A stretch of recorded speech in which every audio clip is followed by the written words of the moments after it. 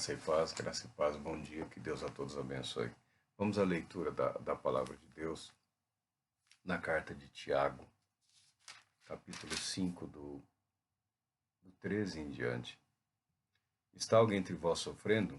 Faça oração. Há alguém encorajado entre vós? Cante louvores.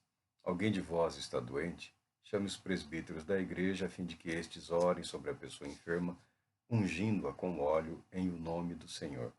E a oração, feita com fé, curará o doente, e o Senhor o levantará. E se houver cometido pecados, será perdoado. Portanto, confessai vossos pecados uns aos outros e orai uns pelos outros para serdes curados. A súplica de uma pessoa justa é muito poderosa e eficaz. Elias era uma pessoa frágil como nós. Ele orou fervorosamente, rogando para que não chovesse. E não choveu sobre a terra durante 3 anos e meio. Então fez outra oração, e os céus derramaram suas chuvas e a terra produziu seus frutos. Queridos irmãos, se alguém de vós se desviar da verdade e alguém o reconduzir a ela, lembrar-vos disso. Quem ajudar um pecador a se arrepender do seu mau caminho, salvará da morte essa alma e contribuirá para o perdão de uma grande multidão de pecados. Graças a Deus pela sua palavra. Nós temos feito uma introdução, algumas reflexões sobre a oração no plano de um desenvolvimento, de um crescimento, de uma apresentação de uma espiritualidade saudável, compatível com o que a palavra de Deus ensina. A oração torna-se fundamental na vida do cristão. Pegando os manuais, os guias, os comentários, a Bíblia sempre nos apresenta a oração como algo que deve se tornar uma constante na nossa vida. Somos sempre exortados a orar, a orar, a orar. Nós falamos alguma coisa sobre as nossas dificuldades de estabelecer alguns princípios e fundamentos na prática da vida de oração, quando confrontados, algumas pessoas usam como pretexto o fato de Deus, em sua infinita sabedoria, soberania, majestade, força, poder, já ter tudo decretado, ter tudo preparado, ter tudo organizado. A palavra de Deus se cumprirá perfeitamente, a palavra de Deus se cumprirá totalmente de acordo com o que ele declarou. E como se encaixa a oração em relação a tudo isso? Olha, a oração faz parte do propósito de Deus. Os planos de Deus não serão nunca jamais frustrados. A Bíblia declara inúmeras vezes, e isso é fato, nós concordamos totalmente com isso, que a vontade de Deus é boa, perfeita e agradável. A vontade de Deus é boa, perfeita e agradável, porém a nossa nem sempre o é. No mundo em que nós existimos e vivemos, não existe somente a vontade de Deus. Existe a vontade dos homens. Nós temos as nossas vontades, os nossos desejos, os nossos pensamentos, os nossos anseios e as nossas perspectivas. E em diversas ocasiões, em vários sentidos, a vontade humana se opõe à vontade de Deus. Esse é o ensinamento de toda a Bíblia. No mundo em que existimos e vivemos, não tem somente as vontades dos homens, porque se fosse tão somente as vontades dos homens, já seria difícil ou quase impossível. Mas para dificultar um pouco mais, existe um inimigo verdadeiro. Existe um inimigo verdadeiro que algumas pessoas não consideram, mas ele faz oposição a Deus e ele faz oposição à humanidade.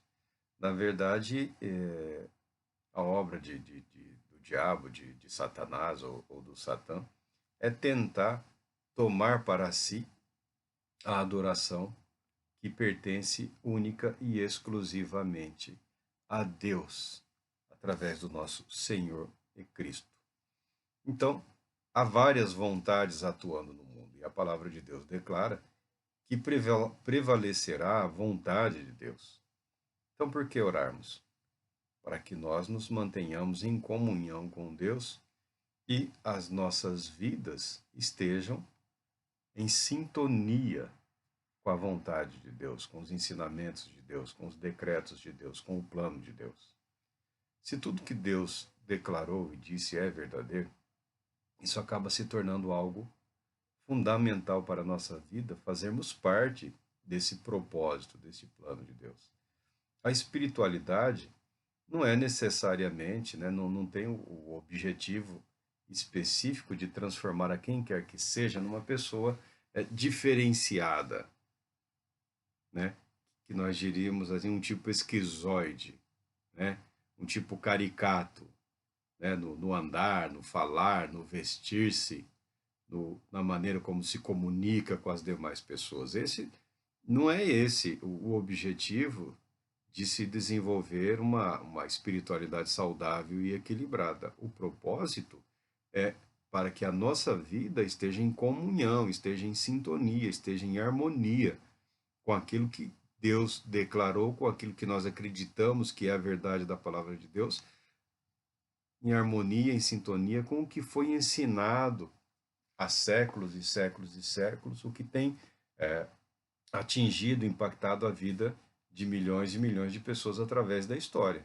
Quando se fala em espiritualidade, em maturidade cristã, né, não estamos falando em tipos estranhos, nós estamos falando assim, vida vivida em comunhão com Deus de acordo com a vontade de Deus.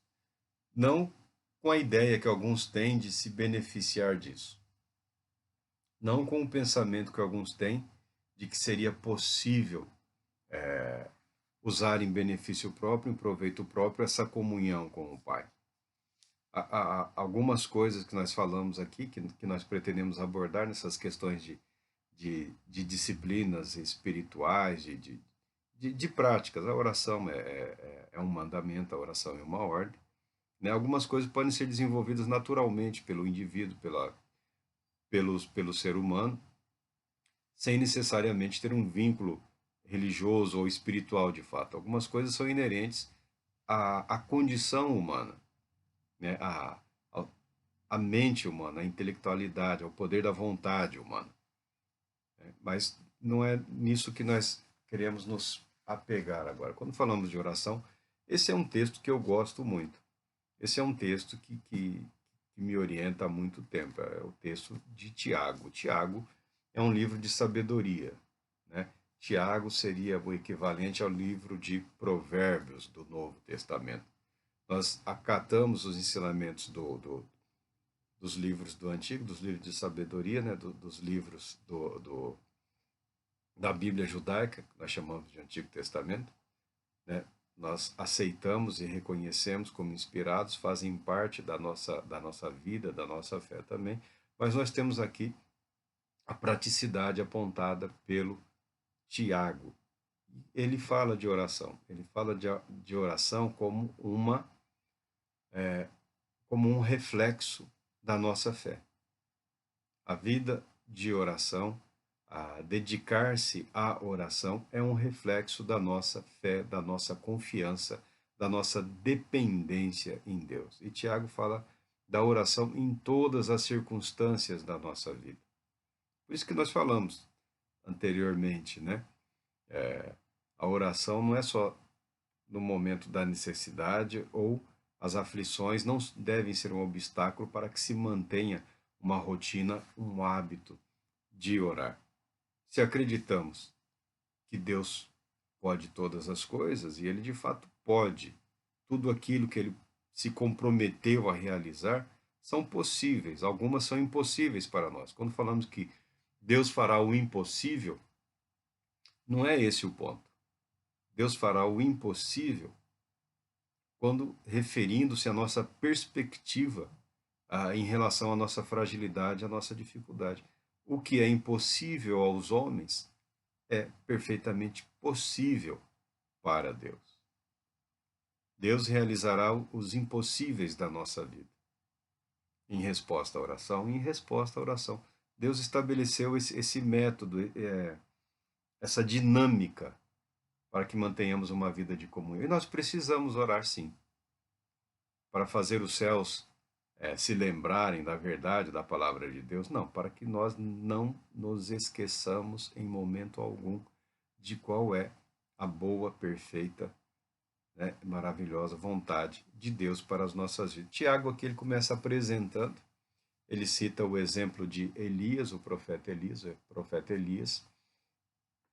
Entre os judeus, né, você tem Moisés e você tem Elias. Elias no momento de crise, no momento de aflição, né, no momento de mais um daqueles momentos de dominação estrangeira que Israel passou, né, e aqui o texto refere-se ao período em que uma mulher estava no poder, né, a Jezabel, uma governante implacável, né, que dominava desde o rei até a religião do povo.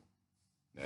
Era uma mulher incrivelmente poderosa e incrivelmente eficiente no exercício, né, do seu reinado, do seu governo.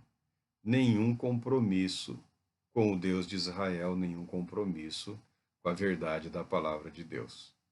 E naqueles dias, Deus levantou esse homem, Elias, que confrontou a religião estatal, a religião comprometida, o sacerdócio institucionalizado pelo Estado.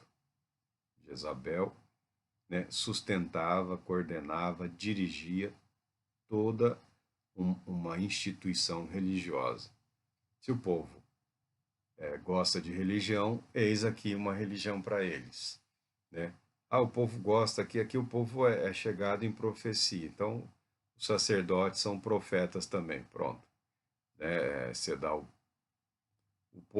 se dá ao povo o que o povo quer. Qual é a arrogância? Né? É tentar fazer prevalecer de decretos estatais, né? De uma posição estatal, de um culto à soberana, no caso, a Jezabel, né? De uma adoração a falsos deuses sustentada pelo Estado, mas de maneira tal em que ela também era cultuada de alguma forma, que ela também era adorada, porque os profetas de Israel, homens inspirados por Deus, não poupavam ninguém, colocavam a própria vida em risco, né, colocavam a própria segurança em risco para expressarem a verdade de Deus, que muitas vezes era direcionada também aos governantes, né, com o intuito de desmascarar a hipocrisia daqueles que governam, dizendo que temem a Deus e não o temem. Então, nesses dias, surgiu Elias, não nos dias de Tiago, muito anterior. Tiago está usando Elias como uma referência. E Tiago faz um comentário aqui absolutamente, absurdamente estarrecedor para algumas pessoas. Algumas pessoas querem acreditar, né, tendem a imaginar que o profeta, que o sacerdote, que o rei, eram pessoas incomuns. Né? Não, eram pessoas perfeitamente comuns. Tiago fala aqui, ó, Elias era pessoa frágil como nós. Elias, o que há diferente em Elias? O que há de diferente no profeta? O que há diferente na vida daquele que serve a Deus? A diferença é o agir do próprio Deus. Em termos de estrutura física, psicológica, emocional, intelectual, moral, Elias é apresentado aqui como um homem tão frágil como qualquer um de nós.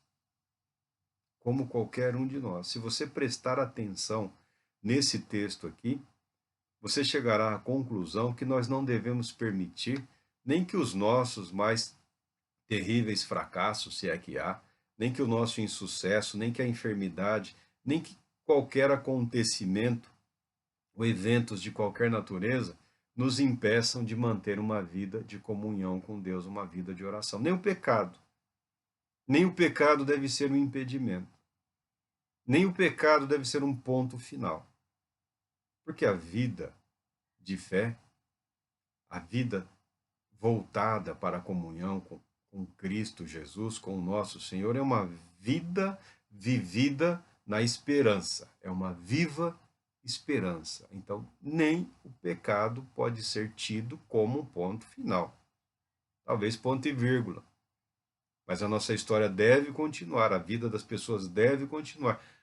E a oração é um mecanismo, a oração é uma dinâmica fundamental para isso. O Tiago fala, na doença, no sofrimento, está alguém sofrendo? Ore. Ore. Clame. Apresente a sua súplica a Deus. Apresente o seu lamento, apresente a sua dor, apresente a sua angústia.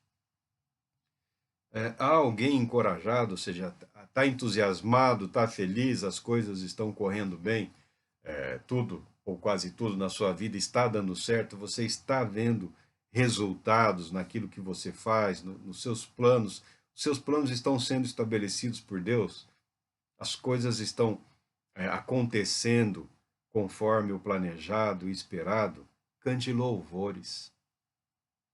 Por quê? É uma oração, o louvor, a louvação é uma oração. É uma oração de alegria, que manifesta a alegria, a gratidão, né, que exalta o poder, a magnitude de Deus. Um coração alegre, cheio de êxitos, de bons resultados. Contagia positivamente os outros, aqueles que estão em volta. Então, no sofrimento e na alegria, ore. Tem alguém doente, tem alguém acamado, tem alguém que não consegue orar, tem alguém que está num momento desesperador, chame os presbíteros, eu gosto mais da palavra anciãos, né? Ancião não tem nada a ver com idade, né? Porque tem pessoas aí que diz que está na fé, na comunhão, já tem quase um século lá, né? Já tem até uma ala da igreja já com o nome dele, já tanto tempo faz que ele está ali. Mas não é necessariamente um ancião, não é necessariamente um presbítero. Nós temos hoje um corpo de ministros ordenados, né, que não gostam de ser chamados profissionais da fé. Se não são profissionais, são o quê?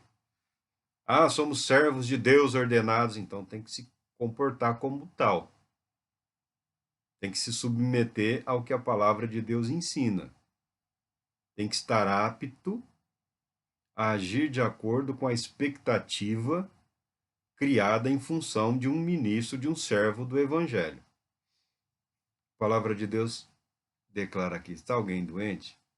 Chame os presbíteros, os anciãos, os mais velhos, e estes orem sobre o enfermo, ungindo-o com óleo. A oração é uma prática.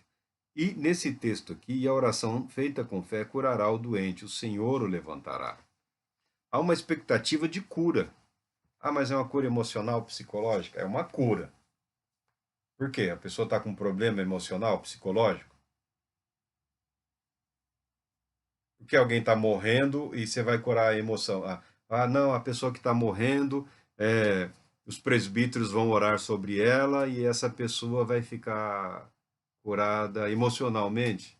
Vem cá, é o fígado, é o pulmão, são tantos os problemas que afligem o corpo humano. A expectativa aqui é de resultado. A expectativa aqui é de uma cura. A palavra de Deus não está isentando ninguém da responsabilidade de procurar um médico. Eu entendo que se a pessoa acha que, percebe, né, esse negócio de achar não adianta, o brasileiro ele acha sem ter procurado, né? Tem um exército de pessoas aí, homens e mulheres, achando. Eu acho, né? Então o brasileiro gosta de achar. Mas a palavra de Deus não isenta ninguém da responsabilidade de procurar auxílio e cuidado médico. Tá? Não isenta ninguém da responsabilidade. Os mais antigos, né, eles gostam de usar uma ilustração. Toda ilustração, quando você está tentando desmascarar a falácia de alguns, ela pode parecer grosseira até certo ponto. Mas vejamos, tem alguém se afogando. Saiu, foram nadar ou pescar, caiu do barco, está se afogando. Você vai orar pela pessoa que está se afogando? A pessoa está lá se batendo na água, lá, desesperado, engolindo água, pedindo socorro. Você vai reunir, vamos orar que o irmão está se afogando? Pode ser que algum louco faça isso, mas as pessoas vão tentar ajudar aquela pessoa como? Jogando um salva-vidas, uma corda, tentando retirá-lo da água.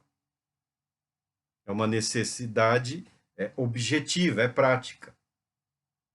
A oração não tem vínculo com a loucura, com o deslocamento da realidade. A oração é uma prática na vida de pessoas conscientes da realidade, conscientes das dificuldades desta vida, conscientes das realidades deste mundo, inclusive conscientes das realidades de um mundo além desse, no qual nós vivemos e existimos. Então, eu sou muito prático em relação a isso. A pessoa acha, então se você acha, procure um médico. Se você não está se sentindo bem, procure um médico. Só ele tem autoridade para diagnosticar. A autoridade e o conhecimento. Porque qualquer um, às vezes você olha para a pessoa e fala, mas essa pessoa não está nada bem. Você está bem? Você está com algum problema? Não, estou bem, não, só assim mesmo. Então tá bom, o problema é seu. Fica aí na sua. Não é melhor procurar um médico, você quer ajuda, quer ir no hospital? Então nós sempre falamos de oração nesse sentido. Se a pessoa está doente, procurou um médico. O médico diagnosticou que há um problema.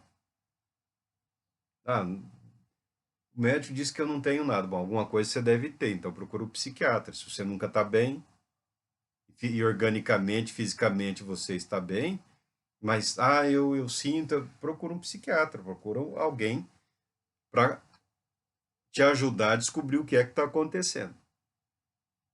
Mas na questão da enfermidade, a palavra de Deus deixa muito claro. Junto a esse cuidado de procurar a ajuda que já existe, de procurar o auxílio que existe, de aceitar o tratamento que já existe, porque a medicina oferece tratamento, né? Acompanhamento, oferece uma série de recursos para que a saúde da pessoa seja restaurada, para que a pessoa seja curada das suas enfermidades ou doenças, ou que, de alguma maneira, possa minimizar o sofrimento do indivíduo doente. Então, paralelo a esse cuidado, a oração também é fundamental, a oração também é muito importante. Inclusive, hoje, há uma dificuldade em relação à estrutura e os modelos de tratamento, né? A questão da hospitalização, né, de toda essa estrutura médico-hospitalar, como funciona hoje em dia, né? Há toda uma indústria, toda uma estrutura montada com vistas ao cuidado do enfermo. E nem tudo foi planejado, nem tudo foi pensado de maneira tal que esta pessoa que está sendo cuidada ou tratada seja também auxiliada e cuidada no que diz respeito às suas convicções religiosas e pessoais. Então, o cristão, independente do grupo a qual ele pertença, ou no estágio em que esteja a sua fé, é importante levar a sério o que está na palavra de Deus. Em alguns casos, talvez seja melhor não chamar ninguém. Em alguns casos, talvez seja melhor não chama. Não chama. Porque se a pessoa não acredita, se a pessoa não aceita sobre ela essa expectativa, essa responsabilidade, essa realidade de que a palavra de Deus, a própria Bíblia, cria uma expectativa de que na vida daqueles que vivem na comunhão da fé, a oração pode trazer a cura, então não chama essa pessoa. A menos que você tenha a necessidade, a carência, né, de que tem alguém lá segurando sua mãozinha, dando tapinha. Não, você vai ficar melhor, tá? Já está no hospital, está tomando remédio. Bom, aí é outro problema, né? Aí não tem nada, aí não tem relação com o que está escrito na palavra de Deus. Há uma expectativa de cura. A própria palavra de Deus deixa claro. Por que é uma expectativa de cura? Porque uma vida sem esperança é uma vida lançada no desespero. É claro que existem aí oportunistas de todos os lados, né? Pessoas que se aproveitam do doente, da família do doente, nesses momentos de fraqueza ou nesses momentos de desespero. Algumas pessoas têm dificuldade quando são confrontadas com a possibilidade e a realidade da perda do ente querido. Algumas pessoas, apesar de terem vivido uma vida longa, ainda não estão preparados para o simples fato e verdadeiro de que a vida humana é finita. É finita. O ser humano, se tem um prazo de validade, está escrito lá de dentro. Porque olhando, ninguém sabe. Ninguém sabe. E é disso que Tiago está falando. Né? É sobre esses aspectos da vida, da realidade, que Tiago está falando. Essa expectativa de fé, essa esperança de cura, essa esperança de que o espírito de vida te mantenha vivo, não isola você dos benefícios que existem no mundo de hoje. Não isenta você, como pai, como mãe, de levar seu filho regularmente aos médicos. Alguns selvagens, alguns cafajestes, alguns criminosos, alguns bandidos, né? Eu penso nessa perspectiva que essas pessoas são isso. O sujeito tem um plano médico aí que só o que ele paga de hospital dá para sustentar 10 famílias, né? Ele paga no plano lá sem nem usar. Para ele tem um plano que dá para sustentar 10 famílias. Mas para os outros, ele fala que quem tem fé não precisa ir no médico, não precisa tomar remédio, não precisa tomar vacina, porque quem tem fé, Deus vai curar. Esses animais estão mundo afora, né? Temos centenas deles, né? Temos talvez mais do que centenas, mas nós falamos nos referindo àqueles que têm uma projeção, que têm um alcance, né? Que se atrevem, né? Esses homens se apresentam como homens de Deus, mas são homens demônio. A verdade é essa, são homens demônio. Né? Não vou falar que tá endemoniado, não. É o caráter mesmo do indivíduo, porque espiritualidade é com vistas à formação do caráter. O sujeito não tem o caráter de Cristo. O sujeito tem o caráter do mundo. Né? Se você, a cara do sujeito está estampado lá, uma nota lá em dinheiro. Então existem os manipuladores. Existem os manipuladores. Se você tiver, porque aí quando eles falam a fé, não é mais a fé que está escrita na Bíblia. Eles falam de uma fé verdadeira, de uma fé santa, de uma fé especial. Eles inventam um acréscimo para tentar justificar esse ato de cooptar a mente humana a depender deles. A depender deles. A Bíblia não nos ensina a dependermos do ministro, do evangelista ou do pastor. A Bíblia nos ensina a dependermos de Deus. E o agir de Deus e o mover de Deus através da história, através da humanidade, vai muito além as limitações do que é a igreja hoje. Essa é a derrota da igreja hoje. Esse é o fracasso da igreja hoje. Não sei se você assistiu ao vídeo quando nós falamos, né? O Espírito de Cristo habita na igreja. A igreja é o corpo de Cristo. Tá, mas o Espírito Santo não habita na igreja como a água depositada num recipiente ou num vaso. Porque algumas pessoas que se apresentam como espirituais, eles agem como se o Espírito Santo estivesse confinado e limitado à vida deles e ao agir deles. E o que nós aprendemos pela palavra de Deus é que não é nada disso. A habitação do Espírito Santo é com vistas a um propósito. Agora, o Espírito Santo não é prisioneiro da igreja. O Espírito Santo não é refém da igreja. Se nós pegamos a história da igreja, né, os primeiros 100 anos, está ali, a dificuldade está 200. Aí depois, quando a igreja chegou à conclusão de que o Espírito Santo é dela, que ela tem o controle, que ela tem o domínio, que ela tem a exclusividade do agir do eterno e soberano Espírito de Deus. Olha a arrogância. Porque a igreja se tornou uma coisa muito diferente do que a palavra de Deus ensina, a tal ponto de homens em nome de Cristo sair por aí matando, né? Fomentando guerras, destruindo vidas. E isso durou séculos. E muitos até hoje, ah,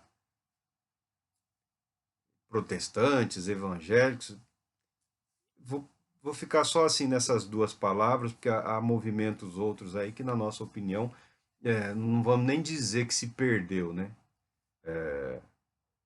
Muitos hoje ainda imaginam o Espírito Santo como que refém da igreja, como que refém do corpo de Cristo. E alguns vão além. Alguns vão além,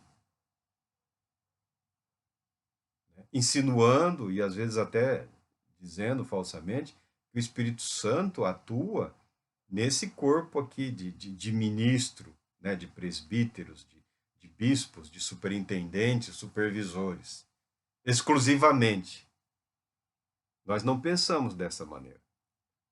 Nós não pensamos desta maneira. Porque o espírito de vida é o mesmo que sustenta a vida do universo todo. Deus age muito e poderosamente através da igreja, mas não exclusivamente. Porque às vezes a igreja não está nem aí para Deus. Porque se Deus fosse depender exclusivamente da igreja, esse mundo já estaria completamente destruído faz muito e muito e muito e muito tempo. Eu ouvi de um pastor,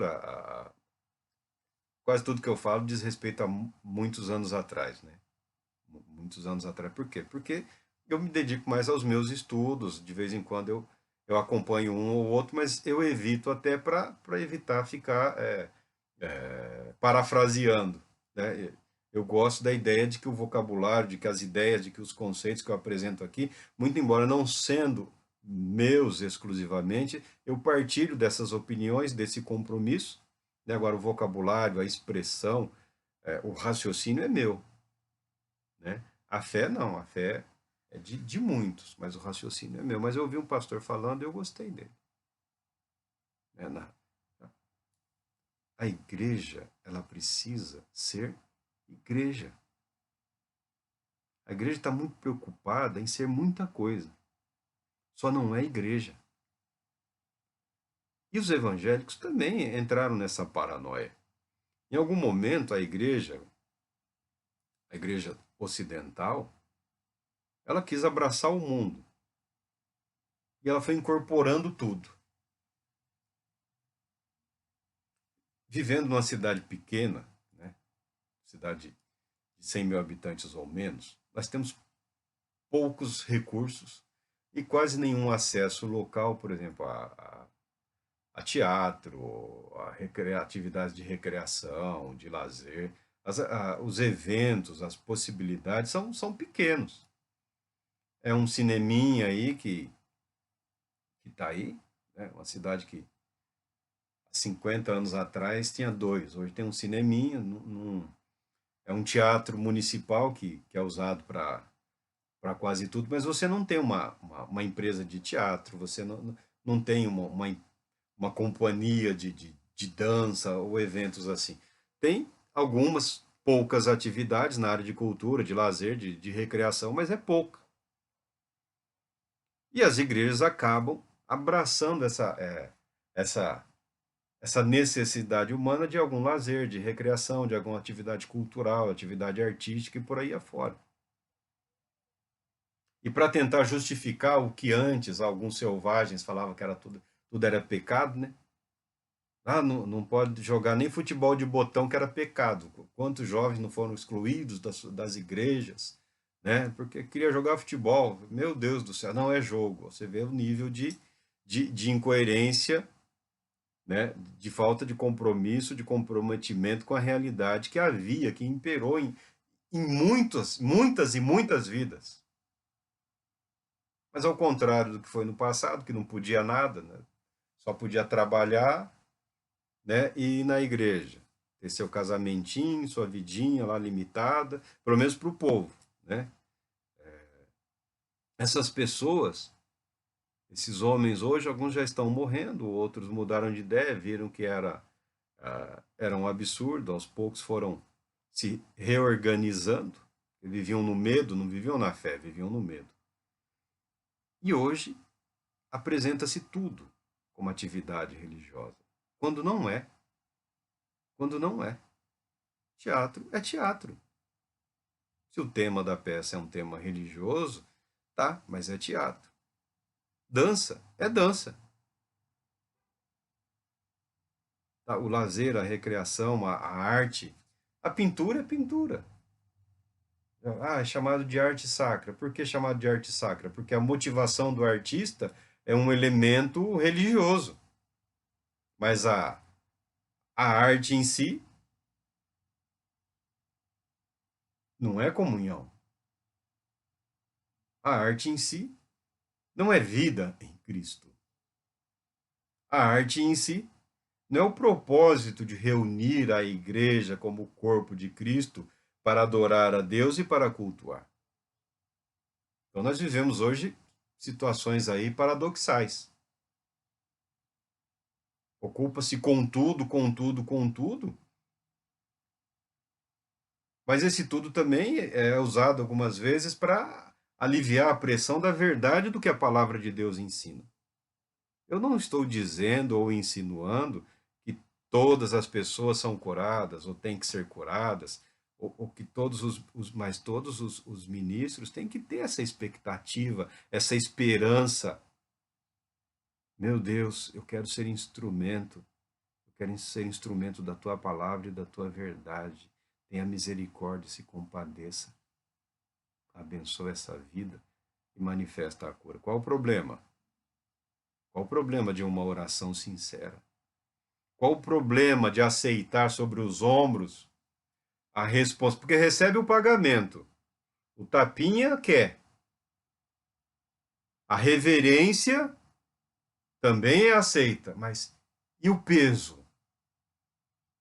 E o peso de expressar na sua vida a verdade do Evangelho, a verdade de Cristo?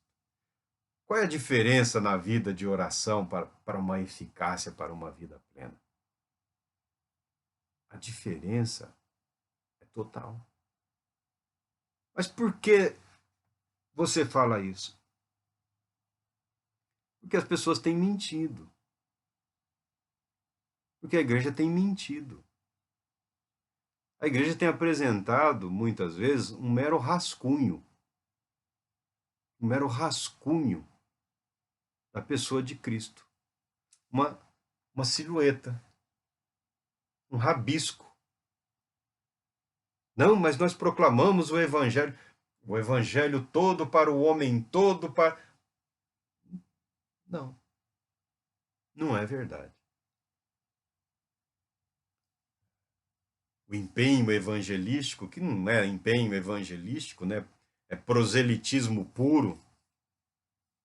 Proselitismo, é. Não, vamos aumentar as nossas fileiras. É proselitismo.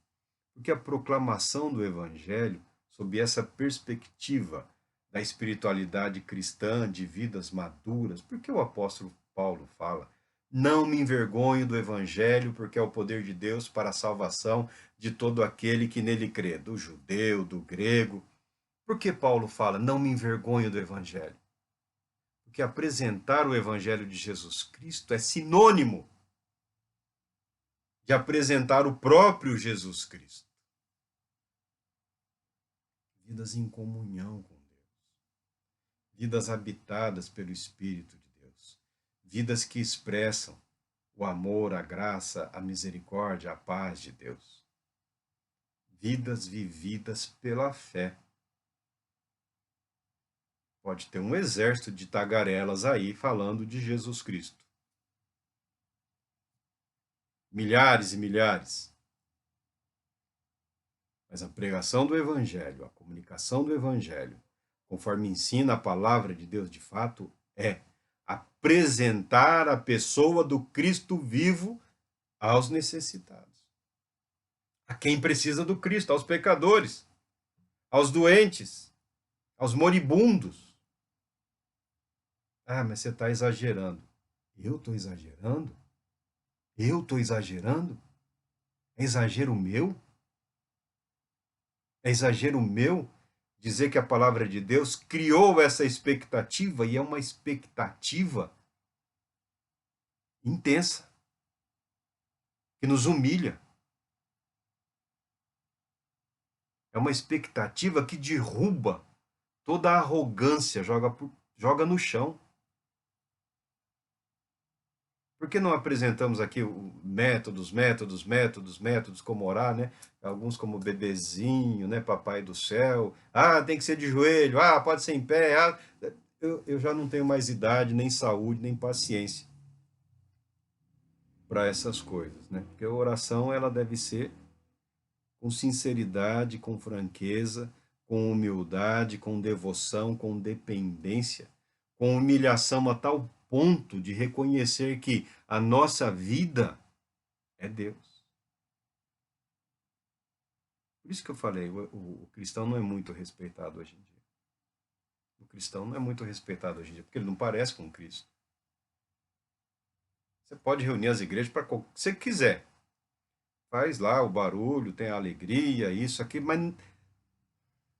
não expressa a pessoa de Cristo Jesus para um mundo que dele necessita.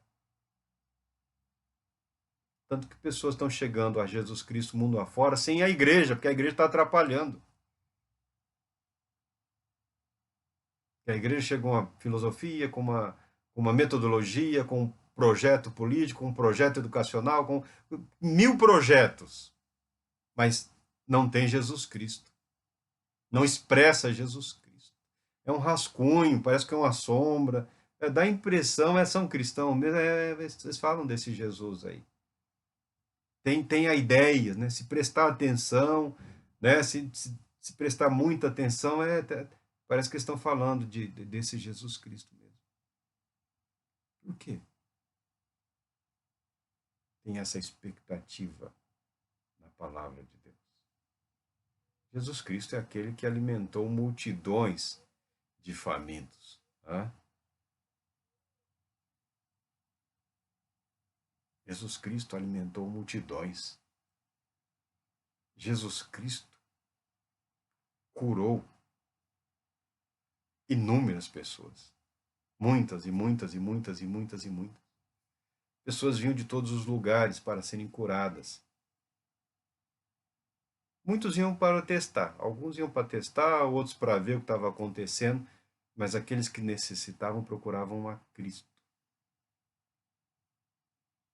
E eram curados. Tem gente que não tem dificuldade, né, dessa questão da demonologia, né? As pessoas terrivelmente endemoniadas eram libertadas. Não eram alvo de espetáculo, de humilhação, não eram avacalhadas nem achincalhadas. Não eram submetidas a um triste espetáculo de exorcismo barato. Eram libertadas. Suas vidas eram purificadas.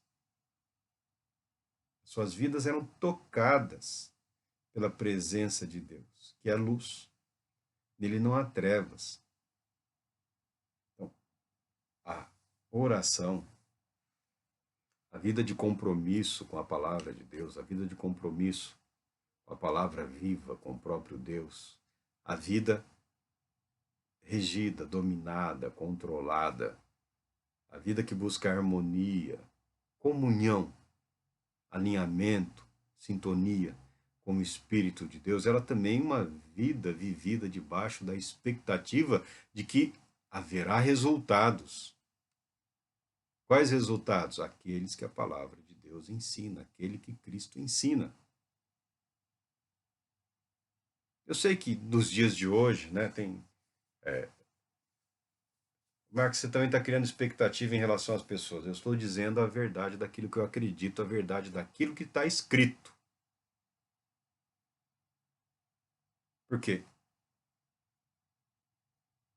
A pessoa pega o seu doente, a pessoa pega a sua dor. Acredito, imagino que esteja sendo tratado, que tem um diagnóstico, tem um médico. A situação é grave. A pessoa coloca esse indivíduo numa ambulância, às vezes. Gasta o dinheiro que não tem. Leva até a porta de alguém que diz que é capaz de curar. Gastou tempo, gastou dinheiro, depositou sua fé, sua esperança, sua expectativa. Aí depois esse alguém joga na cara que você não tem fé. Como não tem fé? Eu sei de pessoas que perderam a vida. Eu sei de pessoas que perderam a vida porque renunciaram ao tratamento médico correndo atrás desses charlatões. Eu sei de pessoas que demoraram a se submeter ao tratamento médico recomendado correndo atrás desses charlatões, né? Essas pessoas que se dizem capazes. Aí vai dinheiro, vai isso. Não vou citar procedimentos, que eu não quero ofender a fé de ninguém. Até médicos também, charlatões, enganadores. Porque tem. Alguém anuncia na televisão que tem uma terapia experimental em algum lugar, na outra semana tem alguém oferecendo. Como? Não existe isso, não existe o tratamento.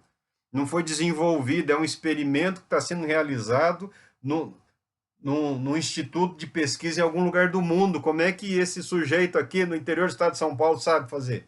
Não sabe. Mas o desespero, o medo da morte, o medo de perder, leva muitas pessoas a serem enganadas, ludibriadas e perderem a vida, quando em alguns casos há tratamento médico que pode trazer, que pode levar a pessoa à cura. Isso é inadmissível. Mas há uma verdade também, há uma dimensão da verdade que é preciso ter uma expectativa de que a vida é um dom de Deus. A vida é sustentada por Deus. E a vida é restaurada por Deus. E a vida é eterna. A vida tem um peso eterno. A vida tem um peso eterno. A alma tem um peso eterno. A alma tem uma vocação para a eternidade. O compromisso do Evangelho é garantir que a eternidade seja passada em companhia, em comunhão com o Pai. Esse é o fundamento da pregação do Evangelho. Mas com a pregação do Evangelho, a apresentação do Cristo vive, há essa expectativa essa da qual nós não podemos fugir. Há um mundo de coisas sinistras ocorrendo na igreja, mas nós não podemos fugir da verdade. Então, Marco, o que você me fala? A quem eu procuro? A Jesus Cristo. Você procura Jesus Cristo. Você procura Jesus Cristo. Com muita força ou com pouca força, né? Não estou aqui preocupado com a dimensão, com a proporção, com a grandeza ou não da fé de quem quer que seja. Você procura Jesus Cristo em oração. Você procura Jesus Cristo em oração. Se você não sabe em quem confiar, é o que a Bíblia ensina. Jesus Cristo é confiável. Até o melhor dos homens, até aí, vamos imaginar que seja verdade. Gostaríamos que fosse.